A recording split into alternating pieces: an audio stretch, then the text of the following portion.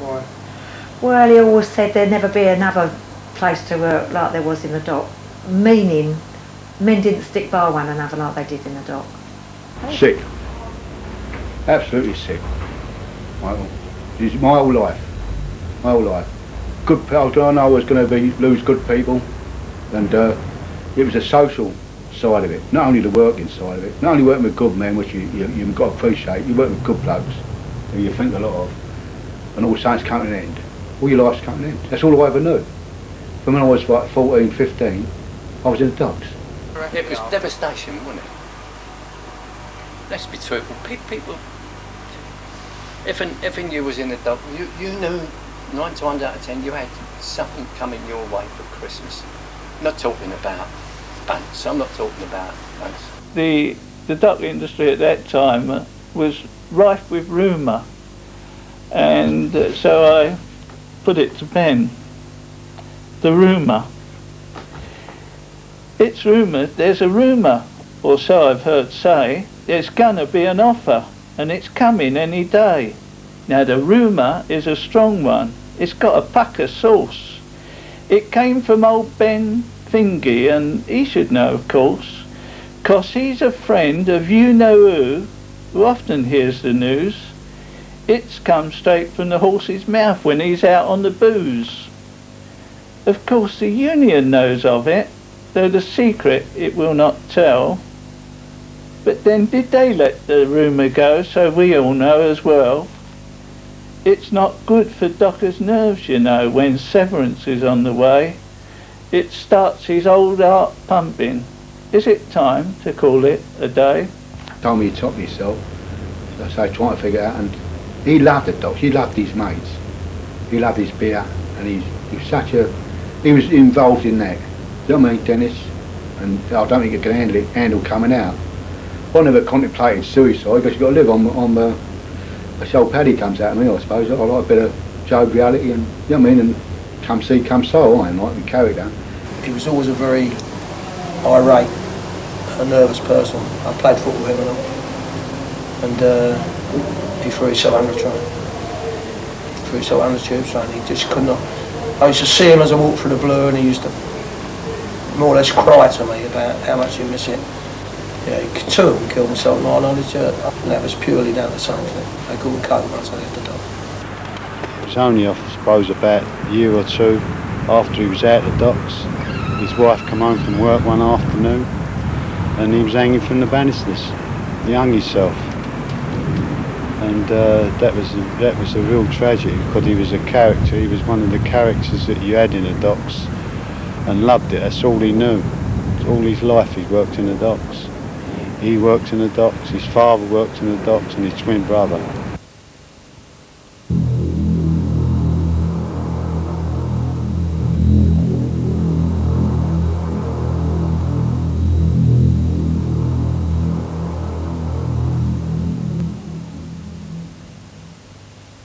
The property people have made a fortune out of Docklands. It's all like corruption. You know, you talk about gangsters. I've got to tell you that some of the biggest gangsters are the royal, the right honourables. Some of the biggest gangsters. And I blame the government for allowing it to happen, because it didn't just destroy the docks, it destroyed the area around the docks. And I go around Dockend now, I get lost. It's changed so much. You go trying to find your way about it. You've had it. Trinity Wharf. Bellway Homes just building on it.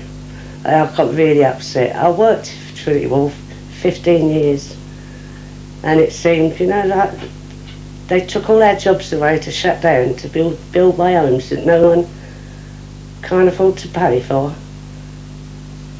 They look lovely, and good luck to people who can afford them, but we've got no chance.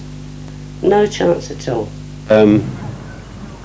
But we had to move, because by then, because of redevelopment, the land had become worth something. Of course, when Hillary started, it was not worth anything, and there wasn't a London Docklands Development Corporation at all. And the farm was one of the first things to actually start redeveloping the docks. It was just left, and so we were the first sort of development corporation. Terrible. It's a nightmare when you go in the docks, you can't believe it. Seeing all these houses around there. It's absolutely unbelievable. But a lot of the housing it's out of the price range of the local people, which has meant an influx of, it's enlarged the community, but not in the way of the community spirit. I think the local people have been pushed out quite a lot, and it's been a money thing, because it seems every square inch, if you move, they'll build where you was just standing. It's like they storing, they put boats there.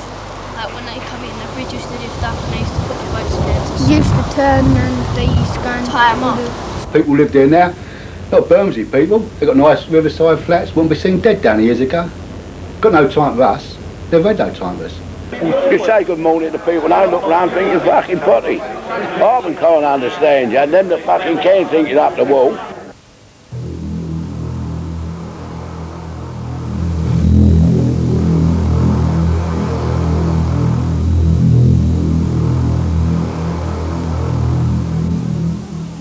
I just think it's a shame. I think if my dad, or even my father-in-law, was to come back now,